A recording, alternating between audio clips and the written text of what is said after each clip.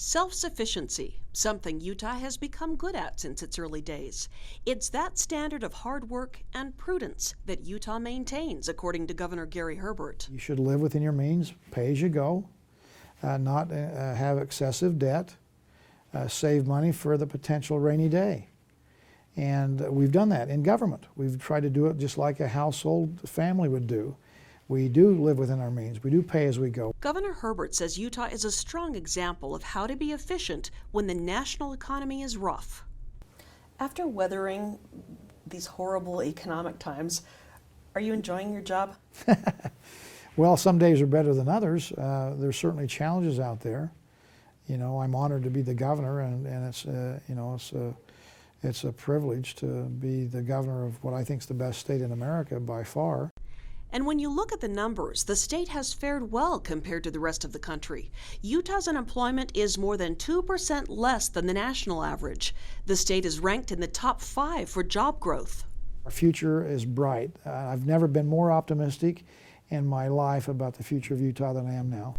Now the governor is out with his $12.9 billion budget plan for next year. His plan calls for no new taxes and provides a little raise for state employees. Our employees who are doing the bulk of the work have been very good at doing more with less. And they deserve, with this growth that's taking place, to have some kind of increase in compensation. So we've proposed to have a 1% increase for state employees. Again, salary increases for the first time in 3 years. He also proposes the 1% raise for teachers. His plan allocates about 65% of the budget for public and higher education, very similar to last year.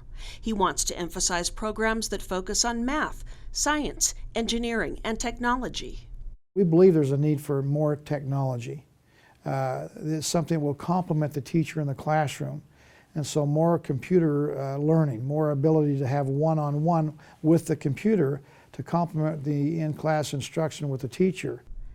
And he'd like to see early intervention for high-risk children and require students meet proficiency standards in the 3rd grade instead of 4th. We're concentrating here in our budget to make sure that education is a priority, that we give the best educational opportunity to all students to become the best they can be, which means they'll be better members of society, more productive, and be able to contribute and give back.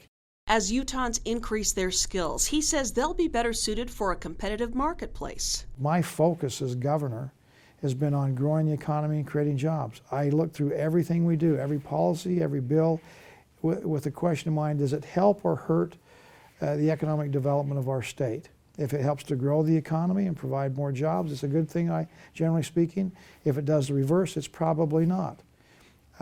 We understand that along with a business-friendly environment, you've got to have a skilled labor force.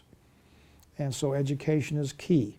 And the marketplace in Utah is doing relatively well. We are leading the pack when it comes to good governance and a good example of the rest of this country of good principles that they ought to follow, and particularly Washington, D.C. If they would incorporate our principles of governance in Washington, D.C., we'd have a heck of a lot fewer problems. Governor Herbert wants to give business a break by decreasing the costs of unemployment insurance without decreasing the benefits to the jobless. And he wants to improve public safety programs, more money for equipment, jail contracting, and more highway patrol troopers. Governor Herbert says Utah is doing something right. He can see by the numbers that our economy is growing again. Unemployment is going down and opportunity is going up. I'm proud to be the leader of the state that's #1. You know, it's a great feeling. But I'm wise enough to know it's the contributions of so many people out there that make it happen. We are a great state, I mean a very great state, in large part because we have great people that call Utah home. For the Utah League of Cities and Towns, I'm Susan Wood.